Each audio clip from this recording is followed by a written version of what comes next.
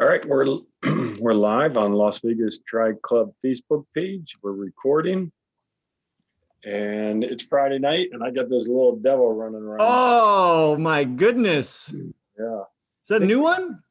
yeah, we've got a set of 4 of them. Oh, they come in packs of 4? They come in packs of 4, and I think we've got 3 adopted right now. Oh, good. This one's adopted, and the owner is going to be very happy because this one is a cuddler. This one. Oh man. Yeah. So that's a beautiful thing. Yeah. So if something weird goes wrong on tonight, it's probably because little devil has come up on the keyboard. Have to press the keyboard on you.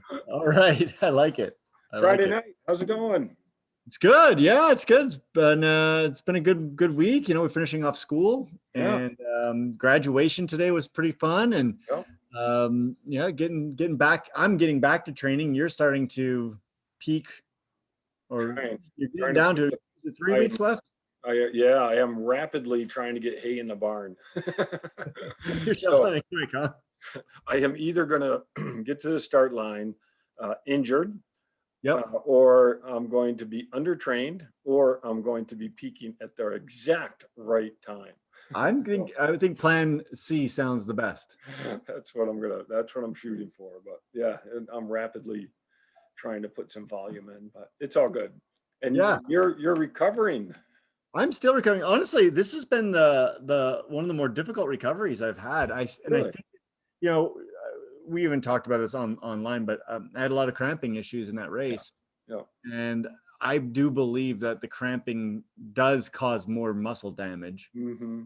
And then, you know, when I started feeling good in the race was near the end of the run, and that's fast, man. That downhill destroys you. Yeah. So I took a complete week off. Yeah. And which is good for me. And I made it all the way till so the race ended on Saturday around noon. So I made it all the way to the next Saturday at noon.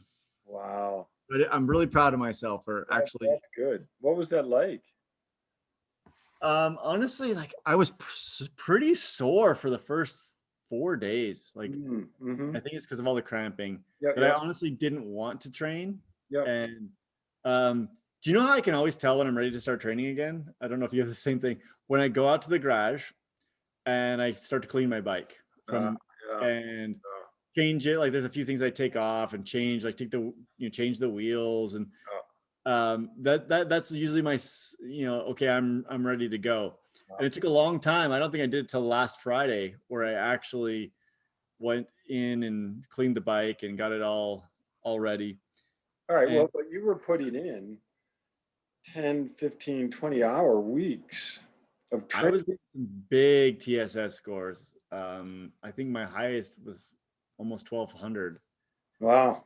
And so, yeah, I was putting in some big hours, and but I honestly, I had a good taper, and that's part of it. Like when you have a good taper, a long one. So I did a 12-day taper. You're going to lose fitness during that time, right? The key is to not lose too much, but you're going to lose fitness. And then if you take a week off after your race, you're going to lose fitness as well. I'm right now going through, is it the fitness I've lost during, or is it just still the fatigue of the race? I did my normal Zwift race on Tuesday, and it was an absolute killer. We basically was six 2-minute efforts of all out 400 watt plus. Wait a second. This is a race during the week off? No, this was this week. Oh, okay. But I could tell I wasn't recovered, because normally if I make it in a Zwift race, if I make it the first couple of climbs, I'm good. But I got dropped on the 3rd climb, and that is not typical for me. Right. So, okay, still I'm not quite recovered, but it's good. I'm getting ready for another epic adventure coming up, so it's good to take some time. And but I guess I was thinking more, you spend so much time training during the week, and then all of a sudden you're So what is that? I mean, is Marie ready to get you back on the bike? Oh, so honestly, like the other thing for me, when I'm ready is when I start annoying her. Yeah, that's right. That's right. That's what Like, I'm. because when the first few days I'm a whipped puppy. You know what I mean? I'm not spicy at all. Yeah, But come day 5, 6, 7, I'm like I'm a little bit more, I don't know, I'm a little bit more of a jerk, I guess. yeah, yeah, Yeah, I think the training all the time, it subdues you, yeah. right? No, And so yeah, I think that's an accurate an accurate assessment. that's She always tells me that, why are you taking it out on me? You got all these students to take it out yeah, on. that's right. That's I'm right. like, yeah, but we're mostly online. I can't. It's Yeah. hard. Oh. Well, So it's great to take a week off. That's hard because it is. again, that's your lifestyle. Yeah. But it's so important to be able to recover, and that's interesting that it's taking longer this time. And but St. George is that's a St. hard. George, you know, uh, for those of you that have not done it, it is epic. Yep. St. George is a tough day out. Mhm. You've done it enough. It's a cold water swim. Yep. So I mean, that's the first problem, right? It's a cold water swim. The bike it's hard. It's a Mhm. hard bike course. The downhills aren't quite long enough to truly rest. Right. Even coming down Snow Canyon this time, coming down, I was pedaling a lot of it. Yeah. Right. Well, you had a bit of a wind coming down We too. did have wind coming down, and so I would say normally on that I wouldn't be pedaling nearly as much, but and there was no one around me. Like, Mm. we've talked about legal drafting before. Mhm. I had basically the entire race. I maybe had, I don't know, less than 10% of a time where I was, Well, you cycled through everybody, so. well, when you pass 800 people on the bike, that happens, right?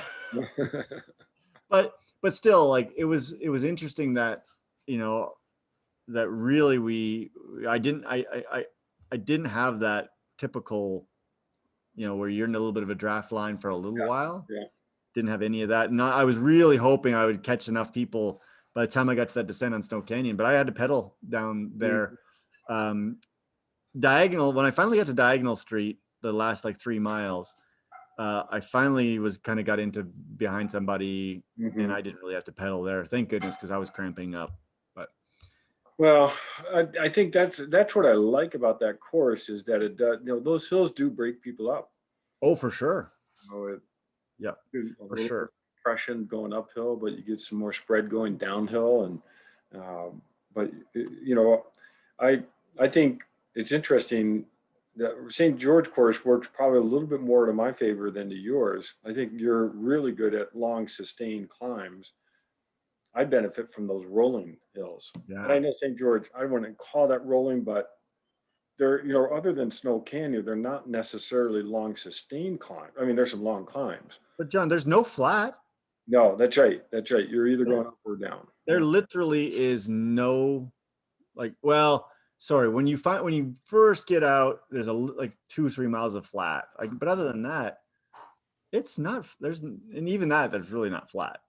So let's talk equipment choice because this is what we wanted to get to tonight. I don't know if you want to jump into it. Yeah. But we can, for sure, because we talked a lot about the gearing Yeah. and what I ended up using. I ended up using 5542 front chainring Oh, interesting. and 1128, and I had no problems at all. Yeah. Okay. So you had you 55, 42, so 42 and a 28. Okay. Yeah. 28. And on the steepest part, I was standing up, but I never actually went into the 28. So I was Mm, in the 26. mhm, And, I was on the top, the steepest part is 300 watts. Pretty mhm. good effort. And, but yeah, I was really glad I didn't go to the 39. I really was glad. Yeah. There's more and more research that I'm reading coming out about watts per chain per cog. Have you heard of Oh, this? Oh, interesting. Yeah. Tell me So about. every cog that you add in the front, every number is 0.3 watts. Hmm. So a 42 versus a 39, the efficiency of having a little bit bigger chainring would be about 0.9 watts. Hmm. And it has to do with just the well, there's efficiency of from my understanding is number one is drivetrain, uh it's a drivetrain, not cross chaining as much, Yeah. so Yeah. Alignment. Right. Right. alignment, Yeah. and then also just the momentum of the cog. Mm-hmm. And you'll see like more and more people are going to bigger and bigger chain rings Hmm. because of that. And now also rear derailleurs are allowing for bigger rear teeth, right? Right. Or rear cassettes. So like I can set mine up to, I think it can accept a 36 if I change out the cage Okay. on the pulleys. Right now the biggest it can take is a 30. 36 is huge. 36 is That's huge. mountain bike area. Exactly. But so think about it. If you had, let's say well, a 5542 and a 36 in the back, Mm-hmm. well, number one, you need a long chain Yeah. to make Right. it happen. But you have a lot of ability to do that. And I think everyone would agree. And I don't know if everyone would agree. They don't really maybe they don't pay attention as much, but I feel more efficient in the big chain ring Mm-hmm. than the small. Mm-hmm. And if you think about the difference between a 55 and a 42, Mm-hmm. that's 13 cogs. That's 2.5 watts. Yeah.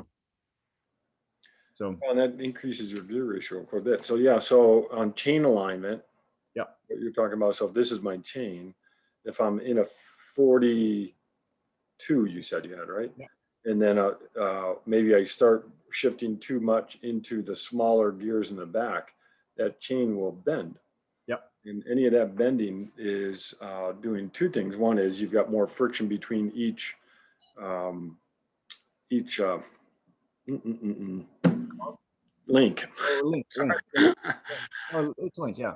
And now when you're generating force on one part of the chain, it's actually pointing in the wrong direction where it's pulling on the rear wheel. And so that those two forces are not aligned. And so now you're going to get a little bit lost there as well. So that's yeah, It's that's interesting stuff. There's a lot of math to this. mm-hmm. But like I said, I think the rule of thumb I heard was it's basically 0.3 watts per tooth. Okay, interesting. Okay, that's neat. That's a good rule. Okay, so that's your gearing.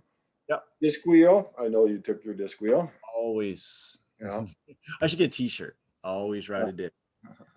Yeah, I don't regret that for a second because we actually got I would say we got more tailwind than we got anything else. Okay.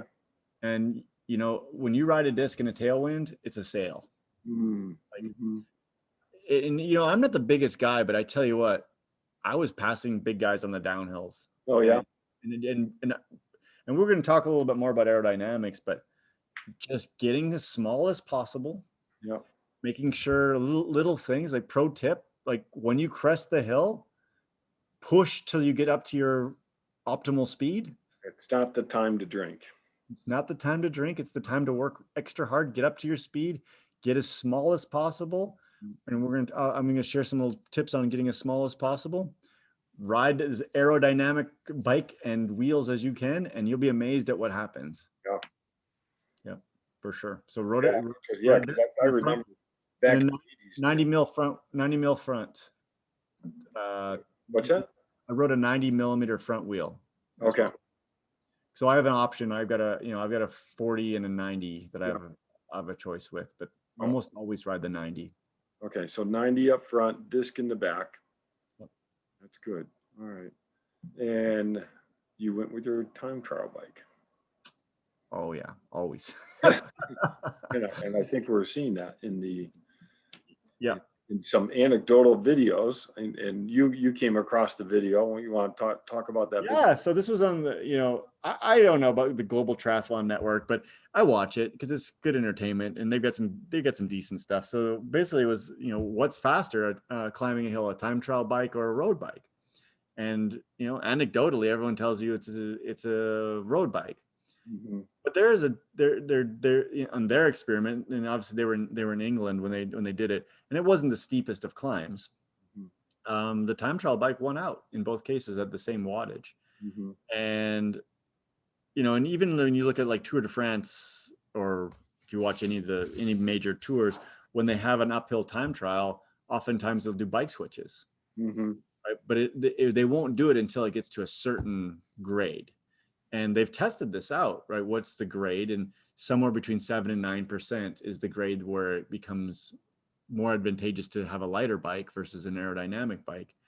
And really, if you think about it in triathlon, when do we have like 9% climbs for anything that's long, for a long period of time, right? I'm thinking the biggest climbs John and you both, we did it in Austria.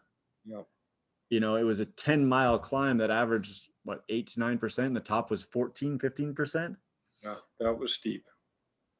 But the other 40 miles of that course were a lot of it was gradual downhills where the aerodynamic gains were so much greater. Mm-hmm. Right? I would never have considered riding a road bike there, even though there was that one massive climb. But then again, if I had to just do that hill climb, because it was over the 7%, I think that the road bike would be better. It's interesting because I was thinking about, when I was watching this, I was thinking about my Everesting. Would I have been better on my time trial bike? Well, going up a 7% grade, if that's all you need to do, you don't need your aero bars. So, all you But need is your hood. remember, the downhill counts. That's right. But that's what I'm saying. If you're just concerned with going up. So Exactly. oh, But in so, triathlon, we got to go down too, right? so I love this, and this is such a great topic. But maybe we need to give some description of the similarities and differences between a time trial and a Yeah. road bike. Yeah, absolutely. So I think the first thing is number one is weight. Mm-hmm. Everyone in cycling and triathlon is overly concerned with weight.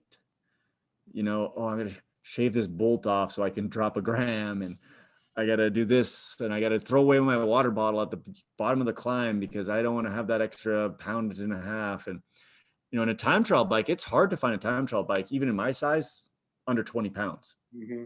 Yeah. But I can find my road bike is just barely 16 pounds. Mm-hmm. Right? So then you think about, okay, 4 pounds difference.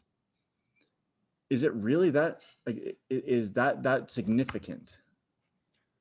Well, I can do the math on that. You So can do the math on it, but yeah. that's just purely the climbing side. But the descending side, Yeah. 4 pounds is an advantage. Mm-hmm. That's right. That's right. So this is where you gotta look at the whole course, and this is where best bike splits becomes really handy, by the way. Absolutely, because you can put in your bike weight. Yeah, we don't get sponsored by them, but man, that algorithm is so slick. It's really cool. Yeah. But so when you're running uphill, or if you're biking uphill, what happens is the amount of weight that you are, either as the cyclist or the bike rider combination, that will end up being a resistance force going uphill, obviously. Okay, and it's just a function of the angle of the ramp that you're going up, or in this case, the grade that you're going up.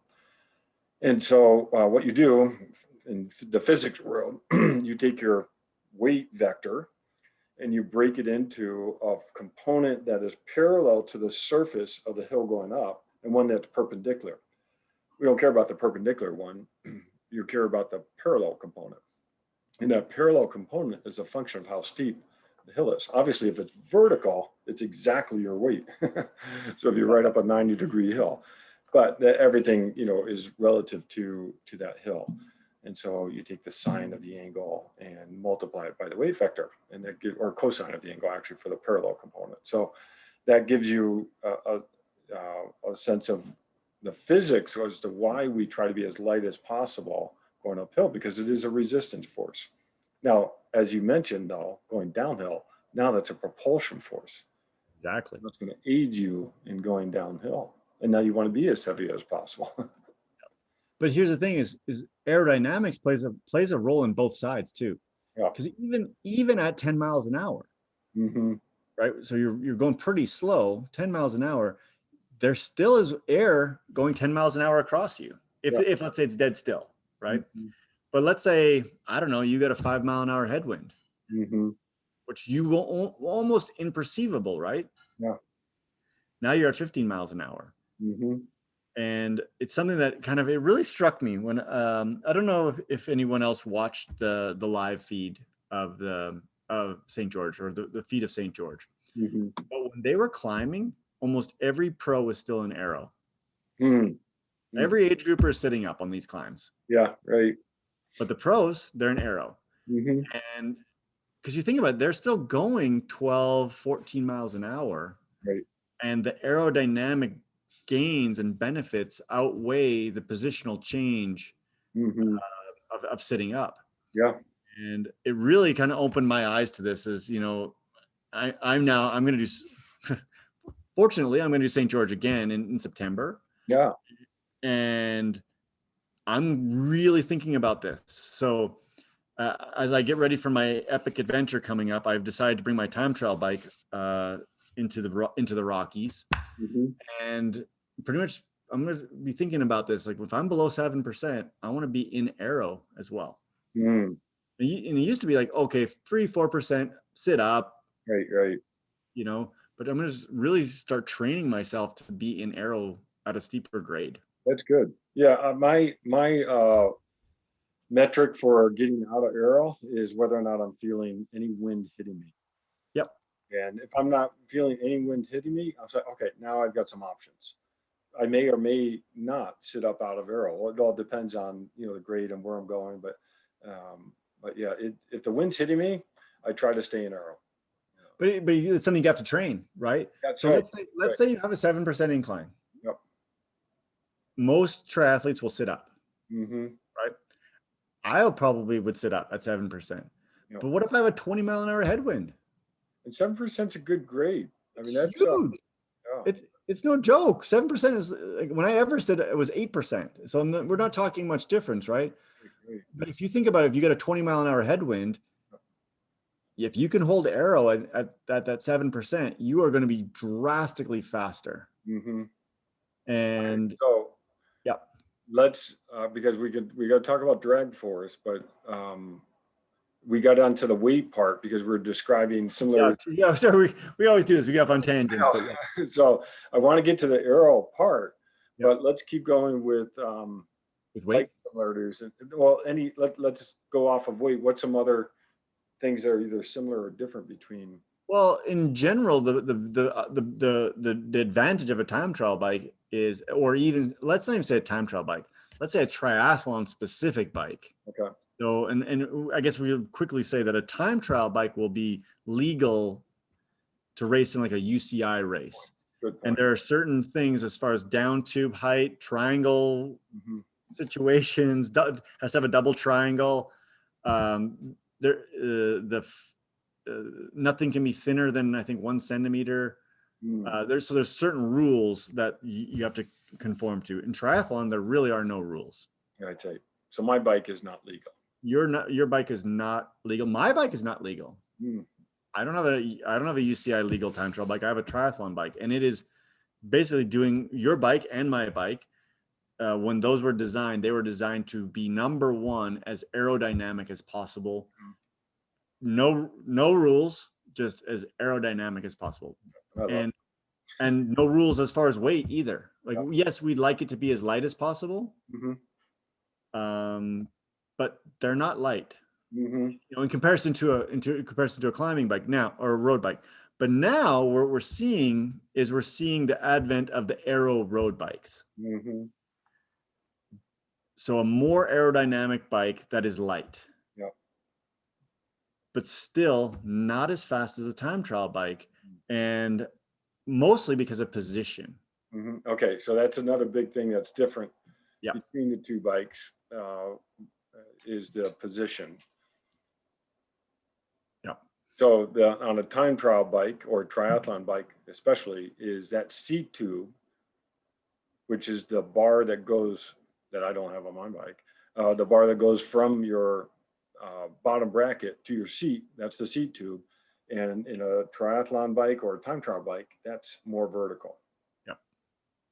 And that allows, you can even take that seat then and you can move it forward even more, so that your effective angle between your hip joint and the pedal gets even steeper than your seat tube angle. Yeah. So that's a big difference between. And the angle of your torso ends up changing quite significantly because That's right. That's right. And that seat tube angle is one of the real distinguishing features between the geometry of bike and a road bike and a time trial bike. Yeah. And then really, if you think about the position, you know, and we haven't even talked about aero bars yet, but ultimately, like, having aero bars is such an advantage. Mm-hmm. I don't know if you know, but the UCI changed its rules on this just recently for road bikes, because what was happening, if you look at last year on the UCI, more and more guys were breaking away or being the front of the pack, and they were basically on their elbows. And what they did is they took their bike computers and put huge mounts on them, and they were actually hugging the mounts of their computer. Well, you can't do that anymore. The UCI changed the rules this year. And so now, so obviously, like, that position is significantly faster. Yeah. And so we also have, that position difference as well. So, I mean, so yeah, position, weight, aerodynamics. And I think aerodynamics is the aerodynamics of the bike, but also the aerodynamics of the person, Mm-hmm. obviously as well. So yeah, those are all major differences. Mm-hmm. All right, those are good. All right, so let's see. So then let's zero in on the aerodynamic part, because obviously the time trial is. So the physics of aerodynamics is drag force is determined by the equation 1/2 rho CdA v squared. Rho, yeah. You just drop that like John dropped some quick science on everybody, by the way, and he does it quick because he teaches this all the time. Well, I'm just finishing the semester. Is biomechanics of endurance performance. We talk about drag force during swimming, biking, and running. Yep. And it's all built on this equation, 1/2 rho CdA v squared. Rho is the density of the fluid you're moving through. In this case, air is considered a fluid. Swimming, obviously, is the water, and that's 800 times more dense than air, and that's why it's such a big factor in swimming. So that's rho. CD is how well the air moves over the object, and there's some subtleties to this. It's based upon the shape of the object, and we think about a teardrop shape that would be influencing how well the fluid moves over the object, as well as the stickiness of the surface relative to the fluid.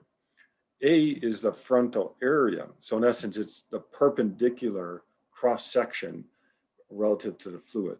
So we always think, a lot of times when we're talking cycling, especially, we're thinking of a wind hitting us for straight on, but you've mentioned this crosswind a number of times. But that frontal area is whatever you take the direction of the wind and you cut that body physically in half, and then that frontal area is what the wind's hitting, and that's the A part. Now, C, D, and A are often really hard to separate out. So a lot of times we talk about CDA, we say it very quickly, and it seems like one term, but really it's two terms. But it's easier to solve for both of them. You really need some pretty sophisticated instruments to tease out CD and A from each other. And then V, although we like to think of that as how fast we're going, it's not. It's actually how fast the fluid is moving over the object. And if it's a still wind, or if we're running or we're riding in a velodrome or something like that, then that velocity of the person is going to match that velocity of fluid.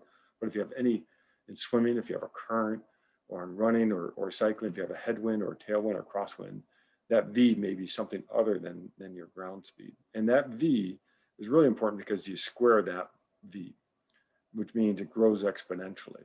So that means if you go 1 mile per hour faster from 10 to 11, that's going to have some influence. But if you go 1 mile per hour faster from 24 to 25, that's going to have an even bigger influence because it's an exponential growth at that point. So 1/2 rho CDA V squared, that's your drag force. So let's take this into a practical application, John. So if someone wants to be faster on their bike, what can they do to influence that? CDA. So that's the prime mechanism to me. I just say reduce CDA. That's all. Yeah, just make yourself as small as possible. That's right. Yeah. Right. And that's A, but it also influences a bit of CD. So that's why collectively it's CDA. So what else can we do? We make ourselves have the smallest frontal area as possible. And well, so when we do the CD part, what do we do with that? Well, okay. So that on that part, your clothing, anything to that you can do to minimize the wind getting stuck on you. So nothing popping out in different directions. Stuck on your bike, right? But yeah, the bike, round things have higher CD, higher resistance than sort of flatter things. So even like, people have looked at the straw that comes out of between the aero bar, your BTA tube or hydration system. Round things are bad in aerodynamic sense.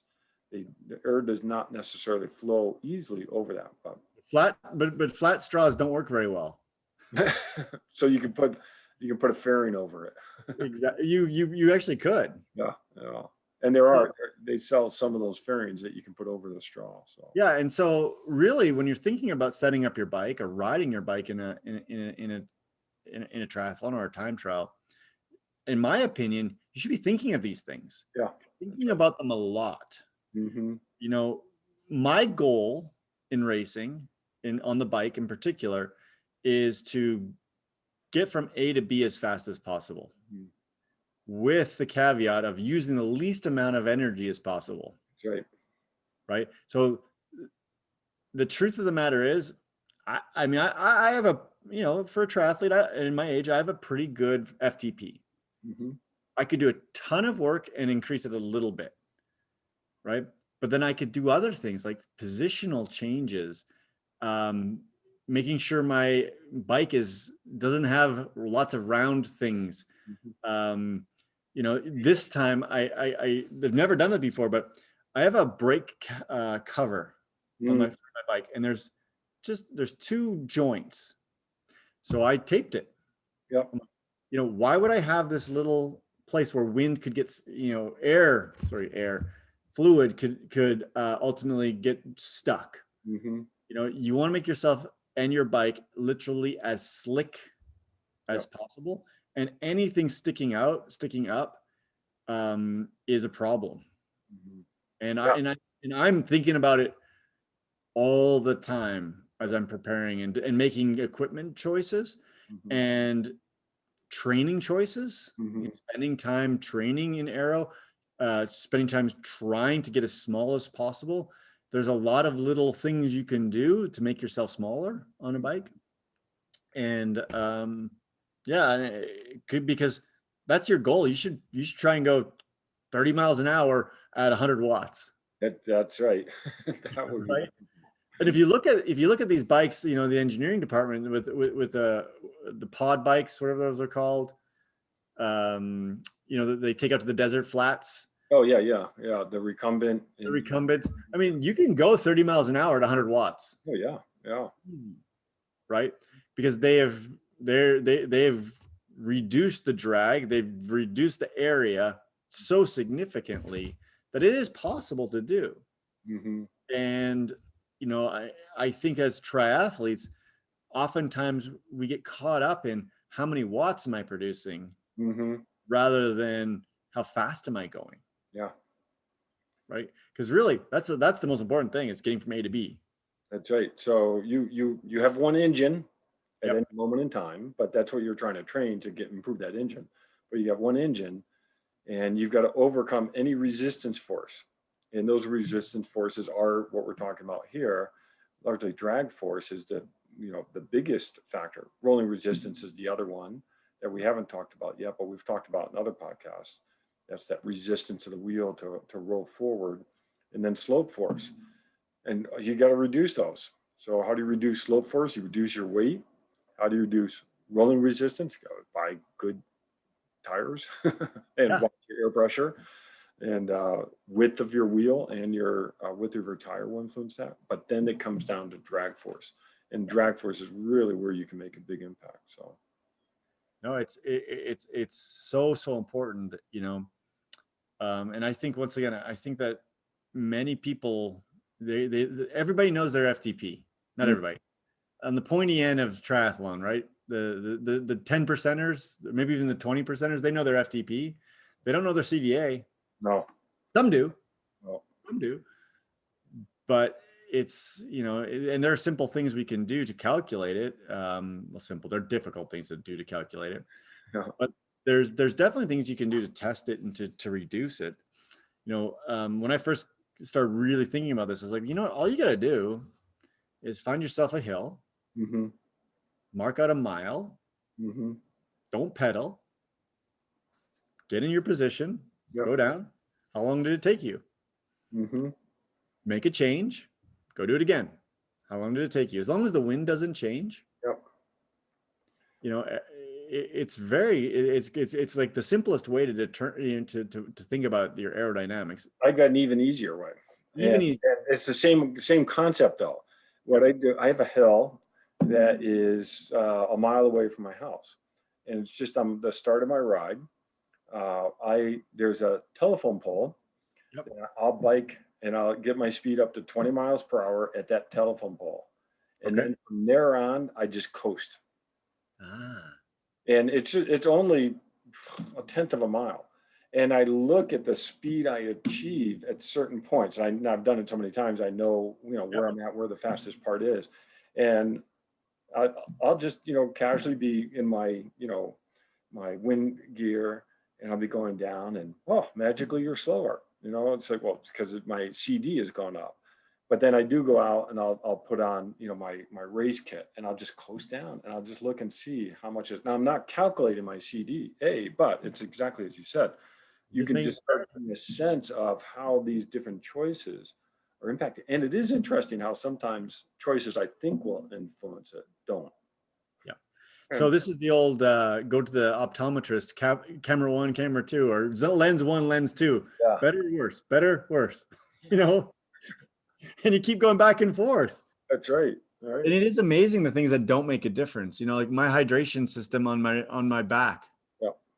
There's no difference. Because I calculated. I've done this exact thing, and I took it off, went back up, put it on, went back up, and it's the same. So Well, that's perfect. glad you said that because I'm actually going to be racing more with a hydration system on my back, and I'm the same way. I don't think that influences me at all, and it might be simply a function of how our positions are. Yeah. That adding on that hydration system in the back is not a penalty. And now I got a smooth one. It might actually that I was actually talking about behind my seat, but you're in your Oh yeah, situation, yeah. it actually might help the dynamics. Mm-hmm. You know, I was listening to the podcast Marginal Gains. Mm-hmm. They Yep. were talking about in the Giro time trial that Ineos put the GPS or the radio transponder. They normally have it in their back of their skin suit, Mm-hmm. and they put it in the helmet. Mm. And he was talking about how like they spend so much time in the wind tunnel getting these exact angles because the back is so important. And Mm-hmm. then they throw a block radio. Yeah. Right. And like, well, why did we spend all these hours in the time, in the wind tunnel? Yeah. And the back is so critical, and we don't think about it. I was talking to somebody just this week about this. I'm like, because they were asking like, how do you tell like if you're in a good position? For Mm. me, if I'm feeling wind on my back, Yeah. Right. good position. Yeah. If I'm feeling it here, Mm-hmm. upper chest, it's Yeah. a bad position. Mm-hmm. But it's hard. It's really hard to hold that position where you're actually feeling wind on your back. Yeah. Well, and what's interesting is now I'm going to throw out car names, and this is going to show my age. A Dodge Aries. It's a very boxy car. Was because this takes me back to my undergrad days. The Dodge Aries, which is a very boxy car, I guess it would be sort of like Toyota Camry, but the Toyota Camry has still smooth edges on it, but a very boxy car. It was more aerodynamic than a Corvette. Now, a Corvette is that long front and the seats in the more towards the rear of the portion of the car. And you would think the Corvette would be much more aerodynamic, but the CDA was higher exactly for the reasons that you talk about, because that air flows over the car and then it gets stuck behind it and it doesn't have the right flow of the fluid on the backside of the car. That's the most important part. And that's where the turbulence is. You want to let that fluid flow easily over the, and this is why in drafting, even when you're in front, you actually get a benefit by having someone behind you. Yeah. Because you look at NASCAR, that's exactly what they do. Yeah, because you benefit from that person catching some of that air and it doesn't get turbulent behind you. Yeah. So next time you're out riding by yourself and somebody starts drafting off you, don't get all grumpy. Right. You're helping. Get in, sit there all you want. You're gonna get some snot on you from time to time. That's fine. But it's gonna make you faster. No, you're not getting as much benefit as the person behind you, but you are getting some benefit. But I don't care. Rules either.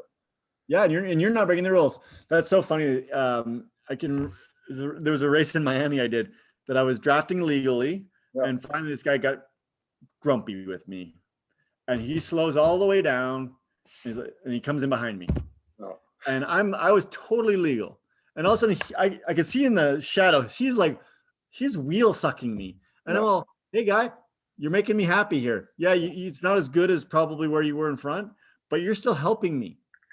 Right, and you're going to get a penalty. I don't know if he ever got a penalty or whatever, but I don't care. What do I care? People get so angry. It's so weird in triathlon. And you're like drafting off me. No, go ahead. I don't care. That's great. I love it. No, but that's the right mental attitude, especially during a race. If someone gets behind you, now if they're in the same age group, okay, now you can. No, just keep slowing down until they get right in that position right behind you.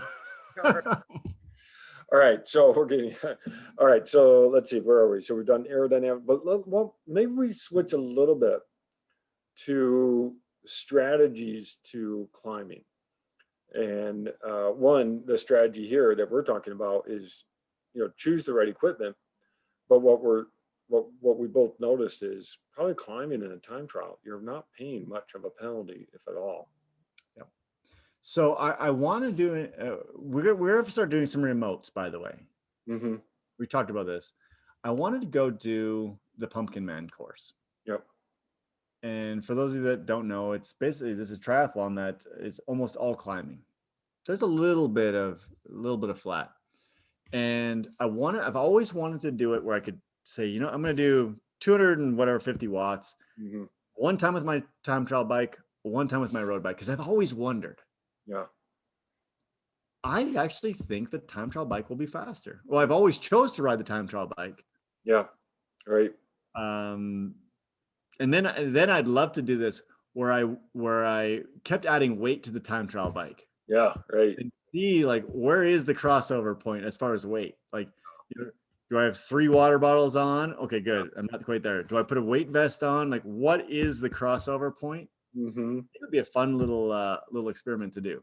No, it would. Now, we both have done Pumpkin Man a number of times. I wonder, and we've done it on different bikes over our career. Yeah, but I've always done it on a time trial bike. Have you? Same bike though? No, I've only owned 2 different time trial bikes, but different bikes. Yeah, no, I've done it on my road bike early on because I was just using road bike with aero bars on the road bike. Okay. I bet my first time, I bet that was me too. Yeah. Because for the first year, that's what I had. I honestly couldn't even. And we're faster now, so it must be the time. Get faster every year. That's right. All right, but I love that idea of doing that experiment where you just bike and you would manage your power. Now, a critical part is that you would have to decide to either sit or stand at the same times, because your power can mean something different when you're out of your saddle versus in the saddle. Yeah, I think if I was to do it, I would probably just sit the entire way. Yeah. Even though I wouldn't do that racing. Just Right, to do for the experiment, I'd say, hey, you got to sit. right, right. Now, but position, when you can get in the time trial position, that's the advantage. Mm-hmm. So I would say I would say you could still do that, but I Mm. don't know. Yeah, it'd be this fall, John. We're gonna do that. I don't want to do All it right. in the heat of So the summer. this is one strand. Okay, so one, equipment. You got to have you got to put some thought into the equipment for the course that you're riding on. And we did that episode on course recon, Yeah. and that's really important. But I think you're spot on. Most courses always pick the time trial bike. You're probably always going to be okay. All right. So then strategies: sit versus stand versus aero. See this, and these are the things that keep me up at night. Yeah. When it's 2 o'clock in the morning, I'm laying there in my bed and I can't sleep. I'm thinking about that. Mm-hmm. So the math is so complicated when you really start to think about that sit versus stand versus time trial, because there's so many factors, right? Like for me, like if I get to stand, I gotta smile a little bit because I'm not in that same position anymore. And sometimes it's the position is the problem. Like just literally 2 hours, or in an Ironman 4.5, 5 hours in aero, you want to be able to stand up Mm-hmm. and stretch out a little bit.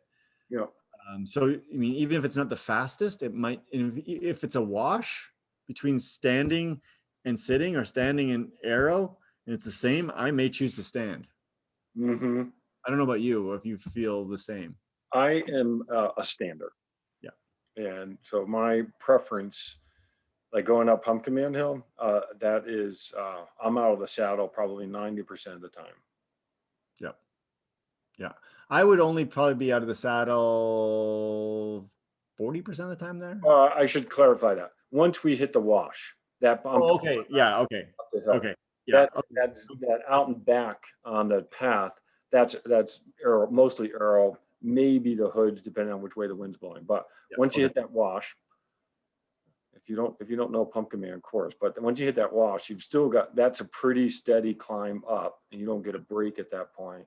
You go through the tunnel, and then you hit that one more big grade of hill up to the top. So Yeah, I'm the same. I'll be standing. So yeah, I think John, you mentioned it early. It comes down to like, what do you feel? yeah, Are you feeling the wind in your face? yep, Because if I'm feeling the wind in my face, I'm going to be seated. yep. I'm going to choose to be seated, or I'm going to be in the aero position as much as I can. Mm-hmm. If I don't feel any wind, like I literally it's dead, that means I have a tailwind. Good options. Yep. And I'm going to sit up. Mm-hmm. Yep. So it's interesting, actually, in prep for this, I actually did a quick search on some papers and came across one by Berkmeyer and colleagues. And one of the colleagues is Jerry Smith, who I know, and he's a really good biomechanist. And they actually looked at physiological and biomechanical differences between seated and standing uphill cycling. And they published in our friend and colleague's journal, James Navolta's journal, Okay. International Journal of Exercise Science. And so, you know, I won't go through the whole paper, but bottom line is, it is more costly to stand up. But there is some other research that I don't have in front of me, but there are certain people who will do better standing up versus sitting. And so there is, as you mentioned, there's a preference, and that preference is important to know. So it's not one is better than the other. Well, but I would contend, and I don't know if this was in the paper, that it would also depend on what you trained.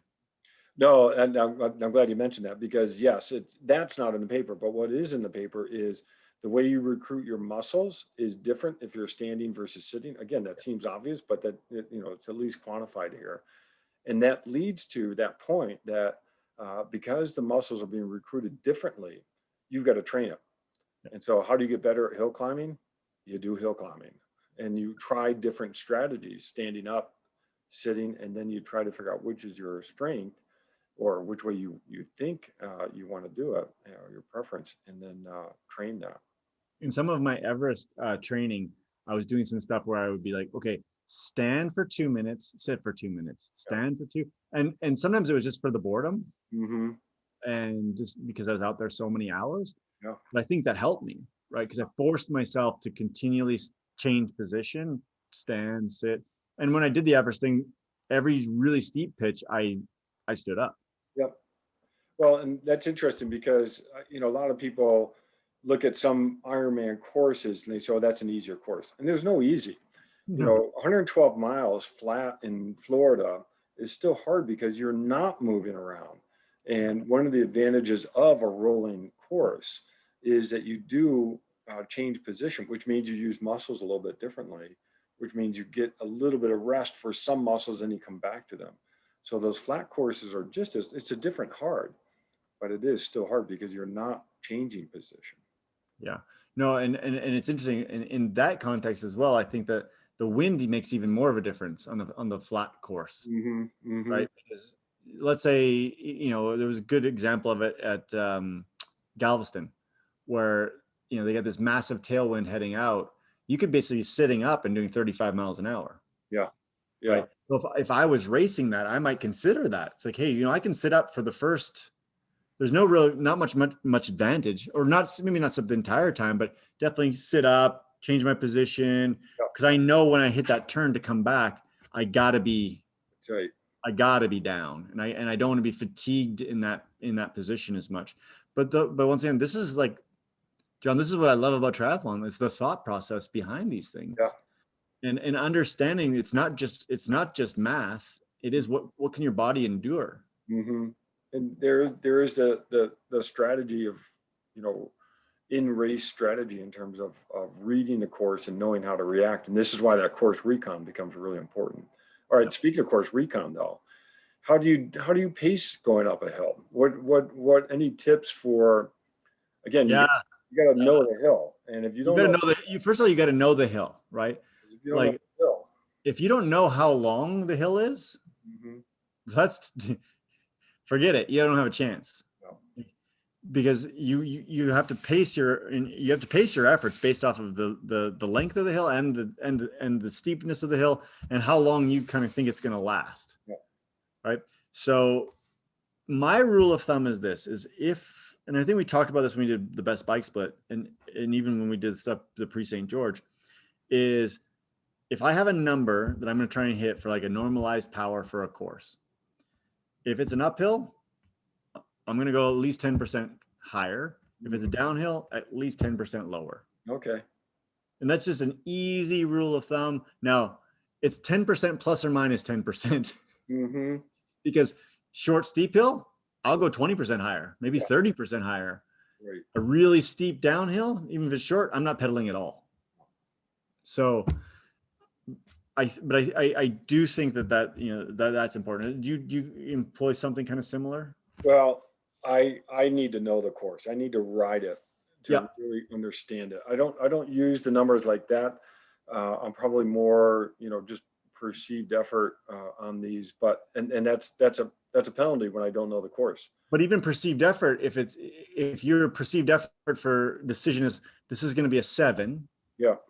Then when you're going uphill, it's an 8, and when you're going downhill, it's a 6. Right, and I just try not to go too far into that red zone in the beginning. Yeah. But you got to know what the beginning is, because if you don't know the course, and it's interesting, when I haven't ridden a course, the next time I do that race, I almost always do better.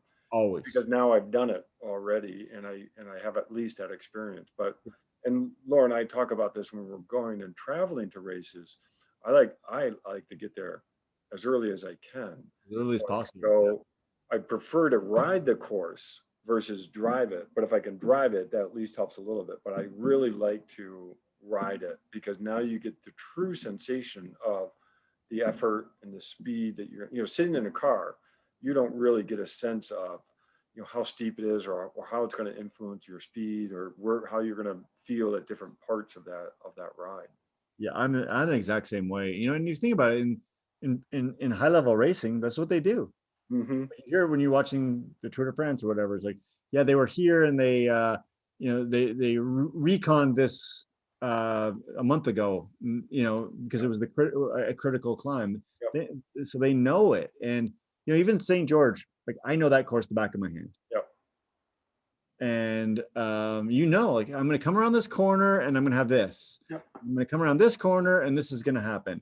Mhm. Snow Canyon is going to go this and this, and it's going to be up and down, and then we're going to have a nice climb at the end. Mhm. Knowing that is such an advantage. Mhm. It really is. It really is. It's not as much fun as going somewhere new. Yeah, right. Like I love going somewhere new, but you're right. You Well, do a so race one time and then do it the second time. I think you'll always be better. yeah, well, and this is where I had the fortunate experience of going to Nice and doing that, but we did not rent a car. We went with a travel company, and they drove us around the course, but I still could not get a sense for the true climb. And that was, a high level of anxiety going into that race, just not knowing what it was going to be like. And actually, when we drove the course, we only drove a portion of the hill part, the steeper part, and so you don't know even what's going into it. So it's okay. So that leads me to mindset. Now you did your Everesting, so see if I say that fast, that comes out okay. Um, that's a hard word for me to say. But talk about mindset on climbing, and talk about mindset going into how much did you just mentally prepare for that Everesting attempt where you had to climb, what was it, 29,000 feet? Yeah, 29,029. Yeah, there you go. Um, Talk about I think everything's about mindset though, yeah. right? Like I didn't know if I could do it Mm-hmm. a month before, but a week before I knew I could do it. Mm-hmm. I was nervous, like so many things could go wrong. But I think when you prepare, then the doubt monsters go away. So how about mindset for St. George now? Because you're Yeah. very familiar with that. Yeah, my mindset for St. George was, and we talked the night before, it was one of excitement, Mm-hmm. but not nervous. Like I was probably, I feel like had some of the best prep I've ever had for a race. Mm-hmm. Mm-hmm. I would have liked to have swam more. Yeah. I swam fine in the race. No, but I think a lot of it was the feeling that I know, I'm a numbers guy, so I knew my numbers Yeah. really well, and I knew where my fitness was. I knew the hay was in the barn, Yeah. and so I had very little anxiety. And yeah, so All right. So you come on the course, yeah, you make that right turn to go up Snow Canyon. uh-huh. What are you thinking? Oh, I'm thinking, what am I thinking? Cramp. I'm well, I was having cramping issues that day, but honestly, I was excited to get to that point Yep. because I feel like I'm a good hill climber, That. and I was like thinking like, honestly, how many people can I pass? Yep. Like I started counting at the bottom, and then something happened and I lost concentration. That's awesome. But I just had that mentality, and then but also I did have in my mind that what, stick to the plan, Mm-hmm. because the plan was to build into that climb. It was to start out at a certain watts, understanding that the further you go, the steeper it gets. Yep. I did not want to be fatigued before that last mile. Mm-hmm. And it's interesting. It's interesting. The last mile is where I passed more people than anywhere else in that course. Wow. That's the steepest part. That's. But I planned for it, right? Like everything leading up to that, even the long section going into there where like it's like 5 or 6 miles of relatively flat. Mm-hmm. I wasn't pushing super Yep. hard because I'm thinking about cost benefit, right? There, you're not going to gain a whole lot by adding an extra 20 watts because you're going so much faster. Right. But adding 20 or 30 watts in Snow Canyon where it's steeper, you're going to gain more. Mm-hmm. And so it's a cost. Life is a cost benefit analysis, and Snow Canyon in that race was a cost benefit analysis. Mm-hmm. But I think that mindset that you had where you turn that corner and you're excited, that's the type of mindset that we have to have hitting these hills. Because if your mindset is, oh my gosh, this is going to be so hard, and I see a lot of people, bemoan about, Snow Canyon or any other hill. Now you've got to have that mindset that you are a climber. Now, how do you get there? A ton of training and the right equipment choices, and you did all that. And so I can see you turning that corner and saying, oh, I'm going to eat this up. I love it. I was excited. Like I actually couldn't wait to get to that point. Yeah. Right. And John, we'll kind of finish this off, but one of the things I'll tell you, like in my training, I'm always looking for hills. Mm-hmm. Like I want to climb, like Mm-hmm. because I know like that's it's so critical. Like I can't believe I signed up for Sacramento Ironman with 200 feet of climbing on the bike. Well, hopefully, what a stupid move that was. Yeah, I don't know why that's. I think it's got a river swim too, doesn't it? That's wise because I had the downriver swim.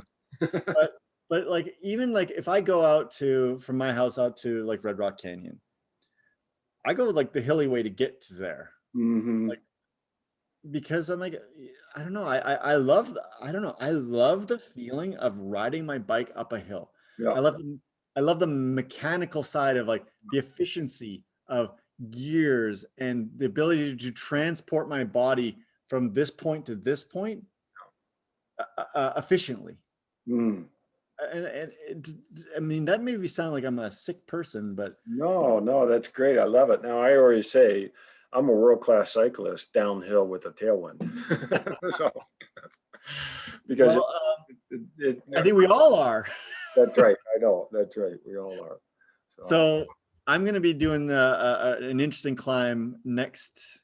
Hopefully, if everything works out, Tuesday. Mm-hmm. It's going to be 10,000 feet of climbing, and basically it's 2 5,000 feet climbs. Nice. In the same ride, and I'm just can't wait to get there. Yeah, that's great. That's great. And then the next week I'm going to do Pikes Peak. It's an 8,000 foot climb in one shot. Yep. If the weather holds. Take a jacket. Knock on wood, yeah, because it's 14,000 feet at the top. It will take it's a little cold. It's a little cold, but like I'm chomping at the bit to just like to climb all the time. Is the road to Pikes Peak all the way up paved now? Yeah. Oh, okay. Boy, back years ago, probably 89 is the last time I drove up it. So I've never been. So yeah, they actually have a bike race that goes up it. Yeah. It is actually the hardest climb in the United States, continental United States. Oh. Yeah, now, I understand you're going to Hawaii, to the Big Island, which I think, correct me if I'm wrong, has the largest climb in the world. I think it does, yeah. So after the race, is that the plan, is to go? No. Surfing. No, you need to do the largest climb in the United States, John. I need to be able to stand on the surfboard and clean. I don't know if you're able to stand on a surfboard after the race. I don't know. Maybe you should think about that question. I don't know. All right, let me sum up what we have here. Yes. For hill climbing. I know we talked a lot about aerodynamics, bike and position. We talked about gearing, both the front and the rear gears, bike setup. We didn't really talk about handlebar width, but that we did talk a little bit about hand position on that. Pacing, don't go in the red zone too early. Do your course recon. Technique, sit, stand, or arrow position. Talked a little bit about the power meter, and we closed off with the mindset, which is so important. And you're right, that affects. You can have so the one other thing I'm going to add to the mindset, and we've talked about this before, just before we leave, is remember in a race, it's the same course for everybody. Mm-hmm. Everybody's got to go up that hill, right? You could put a smile on your face and enjoy it, or you can be pissed off about it and scared of it. And everyone's got to do the same thing.